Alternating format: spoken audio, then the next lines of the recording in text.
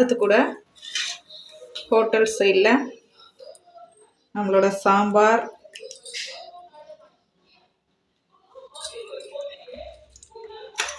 உருளைக்கிழங்கு பொரியல், vegetable cutlet.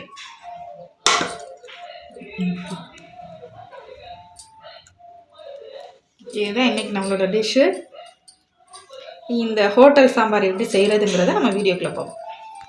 இந்த வெஜிடபிள் கட்லெட் எப்படி செய்கிறதுங்கிற வீடியோவை நம்ம இன்னொரு நாள் அப்லோட் பண்ணலாம். இன்றைக்கி ஹோட்டல் சாம்பார் எப்படி செய்கிறதுன்றதை பார்த்துலாம் வாங்க. இந்த ஸ்பெஷல் ஹோட்டல் சாம்பார் செய்ய கத்திரிக்காய், அவரைக்காய், முருங்கைக்காய், தக்காளி 2, பச்சை மிளகா, துவரம்பருப்பு 1 கப்பு, பட்டை மிளகா, பட்டை, கசகசா, பெருங்காயம், கடலைப்பருப்பு, மல்லி. இந்த மல்லி, கடலைப்பருப்பு, பெருங்காயம், பட்டை, கசகசா, பட்டை மிளகா இது எல்லாத்தையும் நம்ம வறுத்து அரைச்சி இன்றைக்கி சாம்பார் வைக்க போகிறோம். இதெல்லாம் வறுத்துட்டு அரைக்கும் போது தேங்காயும் சேர்த்து நம்ம அரைக்க போகிறோம். அடுத்து தாளிப்புக்கு கடுகு, உளுந்து, வெந்தயம் 1 ஸ்பூன், பட்டை மிளகா 2, வெங்காயம் கொஞ்சம், கருவேப்பிலை, கொத்தமல்லி. இப்போ பருப்பு வேக போட குக்கரில் 2 கப் தண்ணி எடுத்துருக்கோம். இப்போ நம்ம க்ளீன் பண்ணி வச்சுருக்க பருப்பை இந்த தண்ணியில் ஆட் பண்ணிப்போம். இப்போ இந்த பருப்பு அவியட்டும். இது 4 விசில் நல்லா வரட்டும். அதுக்குள்ளே நம்ம வறுத்து அரைக்கிறதுக்கு என்னென்ன தேவையோ அதெல்லாம் வறுத்துட்டு வந்துடலாம் வாங்க. இப்போ வந்து ஃபஸ்ட்டு மல்லியை வறுத்து எடுத்துப்போம். ஒன்றுத்தையும் நம்ம தனித்தனியாக தான் வறுத்து எடுக்க போகிறோம். மல்லிலாம் சீக்கிரம் வறுத்துரும். கொஞ்சம் நல்லா பொன்னிறமாக வர வரைக்கும் வறுத்துட்டு லைட்டாக ஸ்மெல் வந்தோடனே மல்லிலாம் எடுத்துடலாம். நெக்ஸ்ட் இப்போ கடலைப்பருப்பை வறுக்க போகிறோம். கடலைப்பருப்பு நல்லா செவக்க வறுத்துக்கலாம். கடலைப்பருப்போடு சேர்த்து நம்ம மிளகாயும் வறுத்துருவோம். இப்போ அது கூட இந்த கசகசா, பட்டை, பெருங்காயம் எடுத்து வச்சுருந்தோம் இல்லையா, அதையும் சேர்த்து நல்லா வறுத்து எடுத்துப்போம். இப்போ இதெல்லாம் நம்ம வறுத்துட்டு இருக்கும்போதே குக்கரில் ஆவி வந்துடுச்சு. இப்போ இதுக்கு விசில் போட்டுக்கலாம். நல்லா பருப்பு நல்லா குழஞ்சி வேகிற அளவுக்கு 4 விசில் நல்லா விட்டுக்கலாம். இப்போ இது எல்லாமே நல்லா வறுத்தாச்சு. இப்போ இதை சேர்த்து அரைக்கும் போது தேங்காயை அரைச்சிக்கணும்னு சொன்னாலே இப்போ தேங்காயை ஆட் பண்ணிப்போம்.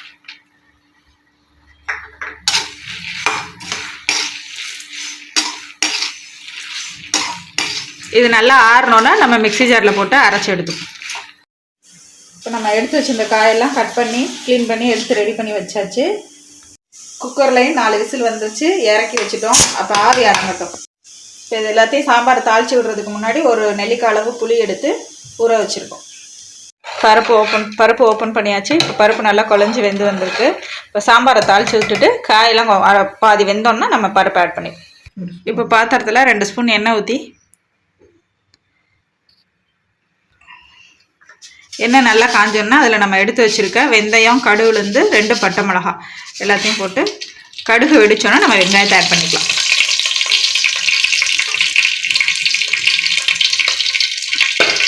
கடுகு நல்லா பொரிஞ்சிருந்தோன்னா நம்ம வெங்காயத்தை ஆட் பண்ணிப்போம். இப்போ நம்ம கீறி வச்சுருக்க 2 பச்சை மிளகா, கருவேப்பிலை அதையும் ஆட் பண்ணிப்போம். இப்போ நல்லா வெங்காயம் பொன்னிறமாக கண்ணாடி பழத்துக்கு வதங்கி வந்துருச்சு. இது கூட நம்ம கட் பண்ணி வச்சுருக்க காய் எல்லாத்தையும் சேர்த்துக்கணும். காயோட நம்ம தக்காளியும் போட்டு வதக்கிப்போம். தக்காளி, காய் எல்லாத்தையும் ஒரு புரட்டி விட்டுட்டு இதில் கொஞ்சம் மஞ்சத்தூள், 1/2 ஸ்பூன் மஞ்சத்தூள், தேவையான அளவு உப்பு,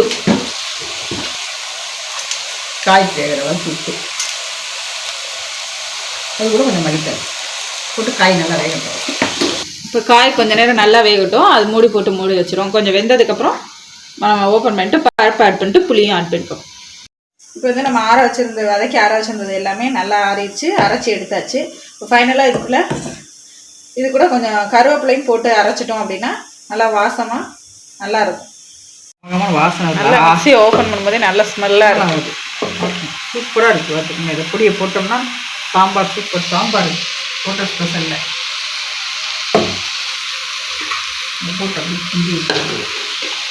காய் பாதி வெந்ததுக்கப்புறம் நம்ம வறுத்து அரைச்ச பொடியையும் சேர்த்துக்கலாம். இப்போ இந்த மசாலாவை போட்டாச்சு. மசாலாவோட சேர்ந்து காய் வேகிற அளவுக்கு கிண்டிக்கலாம். நம்ம வெயிட்டு பொடி வேறு எந்த பொடியும் நம்ம போட போகிறதில்ல. நம்ம வறுத்து அரைச்ச இந்த மசாலாவில் நம்ம சாம்பாரை வைக்க போகிறோம். வேறு எக்ஸ்ட்ரா எந்த பொடியும் நம்ம ஆட் பண்ண போகிறது. நல்லா மசாலாவோட காய் நல்லா சேர்ந்து வேகட்டும். இப்போ காய் வேகிறதுக்கு தண்ணி புளி தண்ணி கொஞ்சம் ஊற்றி வேக விட்டுரும். இது வெந்ததுக்கப்புறம் நல்லா ஒரு கொதிச்சு வந்து காய் மசாலா எல்லாம் நல்லா வெந்ததுக்கப்புறம் நம்ம பருப்பாய் சேர்த்துக்கணும். 2 டம்ளர் தண்ணி ஊற்றணும்.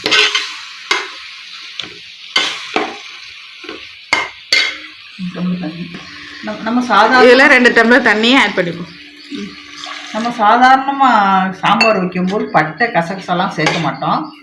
இது ஹோட்டல் ஸ்பெஷல் சாம்பார். நீங்கள் செஞ்சு சாப்பிட்டு பாருங்கள். இது கொஞ்சம் வித்தியாசமான ஸ்டைலில் ஒரு சாம்பார். 5 நிமிஷம் கொதிக்கட்டும்.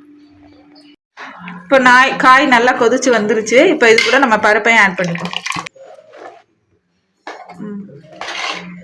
ஓகே, இது 2 கொதிச்சு வந்துடட்டும். நம்மளுக்கு சுவையான ஹோட்டல் ஸ்டைல் சாம்பார் ரெடி ஆயிரும். கூட நம்மளுக்கு ஹோட்டல் ஸ்டைலில் ஒரு சாம்பார் ரெடி ஆயிடுச்சு. இன்றைக்கி எங்கள் வீட்டில் சாதத்தோட hotel style special sambar vegetable cutlet இதை நாங்கள் இன்றைக்கி சாப்பிட போகிறோம். நீங்களும் ஹோட்டல் ஸ்டைல் சாம்பார் உங்கள் வீட்லையும் செஞ்சு பார்த்துட்டு எப்படி இருந்துச்சுன்னு சொல்லுங்கள். தேங்க்யூ.